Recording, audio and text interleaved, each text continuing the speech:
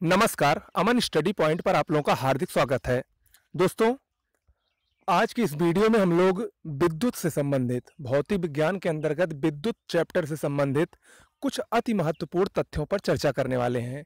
और देखिए, भौतिक विज्ञान अब समाप्ति की तरफ अग्रसर है। इसके बाद ज़्यादा से ज़्यादा 1 या 2 वीडियो और आना है, यानी भौतिक विज्ञान समाप्त होने वाला है और इसके बाद हम लोग जीव विज्ञान पढ़ेंगे। जीव विज्ञान ज़्यादा से ज़्यादा 7 से 10 दिन लगेगा जीव विज्ञान को समाप्त होने में। उसके बाद हम लोग इतिहास या भूगोल में से कोई एक सब्जेक्ट पढ़ेंगे। तो आप लोगों का सिलेबस एग्ज़ाम से पहले कंप्लीट हो जाएगा और उसके बाद 15 टेस्टों की एक अच्छी टेस्ट सीरीज, जिसमें 40 से 50-50 प्रश्न हर टेस्ट में होंगे, हिंदी से और जीएस की टेस्ट सीरीज चलेगी। ठीक है, तो आप लोग हमारे साथ बने रहिए और हमारे वीडियो को ज़्यादा से ज़्यादा शेयर कीजिए। देखिए, क्लासेस मेरी निःशुल्क चल रही हैं, इसमें मैं कोई शुल्क नहीं ले रहा हूँ। ठीक है, और आपको इसके बाद जो टेस्ट सीरीज भी मिलेगी वो भी निःशुल्क ही मिलेगी।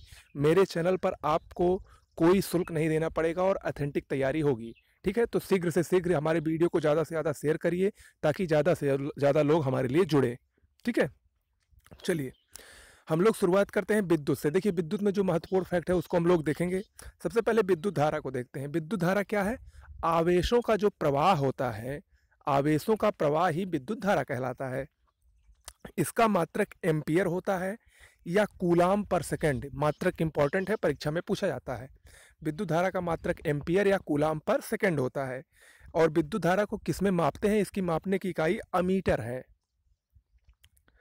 चलिए, अब हम लोग देखते हैं, अगर किसी चालक का प्रतिरोध बढ़ने पर घटने पर क्या उस पर प्रभाव पड़ता है, चालक के प्रतिरोध पर क्या प्रभाव पड़ता है, तो उसको हम लोग देखते हैं। चलिए देखिए, किसी चालक का प्रतिरोध चालक की लंबाई बढ़ने पर बढ़ता है। ठीक है, अगर चालक की लंबाई बढ़ाएंगे तो चालक का प्रतिरोध क्या होगा? बढ़ेगा। चालक का ताप बढ़ने पर बढ़ता है। चालक का यहाँ पर तात्पर्य तार से है। मान लीजिए यहाँ पर तार, अगर तार की लंबाई बढ़ेगी तो चालक का प्रतिरोध बढ़ेगा। चालक का ताप बढ़ने पर बढ़ता है। अर्धचालक का ताप, अर्धचालक जैसे जर्मेनियम, सिलिकॉन, ये सब अर्धचालक होते हैं। ठीक है, अर्धचालक का ताप बढ़ने पर चालक का प्रतिरोध घटता है। ध्यान रखिएगा, ये चारों में से अक्सर परीक्षा में पूछा जाता है। और चालक का क्षेत्रफल बढ़ने पर चालक का प्रतिरोध क्या होता है? घटता है। ठीक है, तो ये चालक के प्रतिरोध पर पड़ने वाले कुछ प्रभाव हैं। अगला है, चांदी की चालकता सर्वाधिक तथा प्रतिरोधकता सबसे कम होती है। ये मोस्ट इंपॉर्टेंट फैक्ट है। प्रश्न अक्सर पूछा जाता है कि सर्वाधिक विद्युत चालकता किसकी होती है, तो चांदी की होती है। ठीक है, और सबसे कम प्रतिरोधकता किसकी होती है? चांदी की होती है। तो याद रखिएगा, जिसकी सबसे ज्यादा चालकता होगी उसकी सबसे कम प्रतिरोधकता होती है। ओके, अगला है, विद्युत शक्ति का मात्रक क्या होता है? विद्युत शक्ति का मात्रक वाट है। एक यूनिट किसे कहते हैं? परिपथ में 1 घंटे में 6 विद्युत ऊर्जा की मात्रा को 1 यूनिट कहते हैं। इसे ही 1 किलोवाट घंटा कहा जाता है। 1 यूनिट का मात्रक क्या, इस 1 यूनिट को कैसे निकालते हैं? उसका फार्मूला क्या है? वाट गुणे घंटा बटे 100। वाट गुणे घंटा बटे 100। इसका जब मैं जब टेस्ट सीरीज स्टार्ट करूंगा तो इससे संबंधित 1-2 प्रश्न मैं आपको दूंगा और आपको करवाऊंगा भी। ठीक है, चलिए अब हम लोग देखते हैं कुछ अति महत्वपूर्ण तथ्य। अब इसके बाद जो तथ्य शुरू होने वाले हैं, ये परीक्षा में विद्युत में अक्सर सवाल इन्हीं से आता है। जैसे देख रहे होंगे आप, फ्यूज। फ्यूज को हम देखते हैं कि फ्यूज किसकी किसकी मिश्र धातु होती है, यानी क्या क्या मिलाने पर फ्यूज बनता है। और हम लोग जानते हैं फ्यूज का उपयोग घरों में किया जाता है विद्युत की सुरक्षा करने के लिए। ठीक है, तो फ्यूज टिन, सीसा और तांबा का मिश्र धातु होता है, यानी टिन, सीसा और तांबा को जब आपस में मिलाया जाता है तो फ्यूज बनता है। इसका गलनांक कम और प्रतिरोध उच्च होता है। गलनांक कम होता है और प्रतिरोध उच्च होता है। गलनांक कम होने के कारण ही जब लाइट बहुत तेज हो जाती है तो ये फ्यूज जो है, ये इसमें जो तार लगा होता है ये कट जाता है और इससे पूरे घर की लाइट ऑटोमेटिकली चली जाती है और हमारा पूरा जो विद्युत परिपथ रहता है पूरे घर का, वो सुरक्षित बचा रहता है।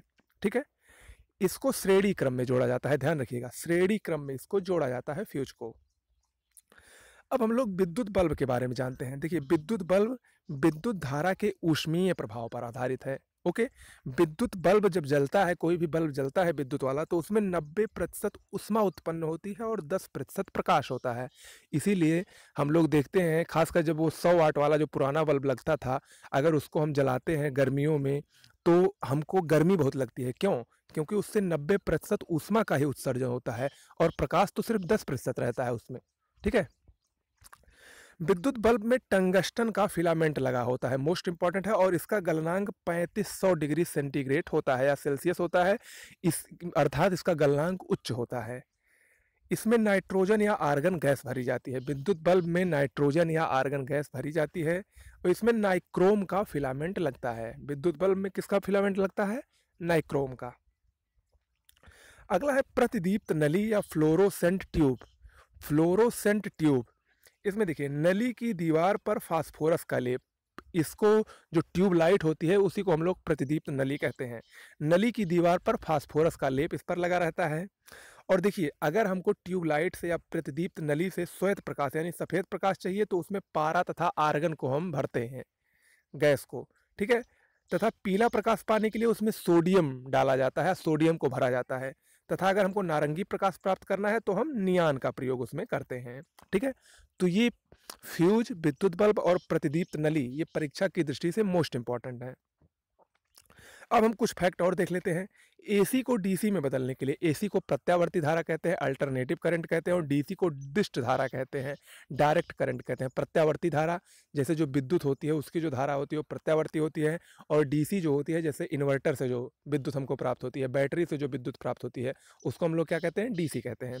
तो एसी को डीसी में बदलने के लिए दिष्टकारी का प्रयोग किया जाता है। दिष्टकारी को इंग्लिश में रेक्टिफायर कहते हैं।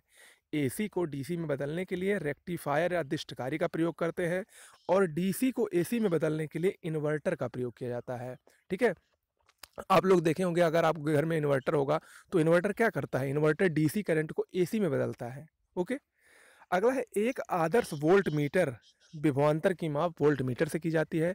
एक आदर्श वोल्ट मीटर का प्रतिरोध 0 होता है, ओके। अगला है घरों में यंत्रों को समांतर क्रम में ही जोड़ा जाता है, मोस्ट इंपॉर्टेंट है, अक्सर पूछा जाता है कि घरों में जो यंत्र हैं उसको हम किस क्रम में जोड़ते हैं। बहुत से लोग उसको श्रेणी क्रम में लगाकर गलत कर देते हैं, लेकिन जबकि उसको समांतर क्रम में जोड़ा जाता है, ओके। चलिए अब हम ट्रांसफार्मर के बारे में जानते हैं। ट्रांसफार्मर ये विद्युत चुंबकीय प्रेरण सिद्धांत पर आधारित होता है या विद्युत चुंबकीय प्रेरण सिद्धांत पर कार्य करता है ट्रांसफार्मर। ट्रांसफार्मर का क्या कार्य है? ये उच्च एसी वोल्टेज, ध्यान रखिएगा डीसी नहीं, एसी यानी अल्टरनेटिव करंट यानी प्रत्यावर्ती धारा, उच्च एसी वोल्टेज को निम्न एसी वोल्टेज में तथा निम्न एसी वोल्टेज को उच्च एसी वोल्टेज में परिवर्तित करता है। कौन? ट्रांसफार्मर। यही ट्रांसफार्मर का मुख्य कार्य होता है। अब हम लोग सेल के बारे में जान लेते हैं, ये भी इंपॉर्टेंट है, परीक्षा में पूछा जाता है। देखिए सेल दो प्रकार के होते हैं, एक होते हैं प्राथमिक और एक होते हैं द्वितीयक। प्राथमिक सेल कौन होते हैं? इसमें रासायनिक ऊर्जा का विद्युत ऊर्जा में परिवर्तन होता है। प्राथमिक सेल में रासायनिक ऊर्जा का विद्युत ऊर्जा में परिवर्तन होता है, जैसे लेक्लांसे सेल, डेनियल सेल, शुष्क सेल और वोल्टीय सेल, ये प्राथमिक सेल होते हैं। इन सेलों का, ये जो चारों सेल हैं, इनका एक बार प्रयोग करने पर ये बेकार हो जाते हैं, इनका हम दूसरी बार प्रयोग नहीं करते हैं। जैसे टार्च में जो हम शुष्क सेल डालते हैं, जो बैटरी डालते हैं, अगर वो बैटरी समाप्त हो जाती है तो उसको हम फेंक देते हैं, उसका हम दोबारा प्रयोग नहीं कर सकते हैं, ठीक है। जबकि जो द्वितीयक सेल होता है इसमें पहले विद्युत ऊर्जा रासायनिक ऊर्जा में, फिर रासायनिक ऊर्जा विद्युत ऊर्जा में परिवर्तित होती है। ये रिचार्जेबल होते हैं। जैसे जो मोटर, कार और ट्रक में जो बैटरियाँ लगी होती हैं 6 वोल्ट की, 12 वोल्ट की, ये सब क्या होती हैं? ये द्वितीयक सेल के अंतर्गत आएंगी। और इसमें क्या होता है? ये सब रिचार्जेबल होते हैं क्योंकि ये सब चार्ज होते रहते हैं। इसको हम लोग सुबह चार्ज कर लेते हैं और उसके बाद शाम को फिर प्रयोग में ले सकते हैं, ठीक है। तो ये बेकार नहीं जाती हैं। तो यही प्राथमिक और द्वितीयक सेल है, ठीक है।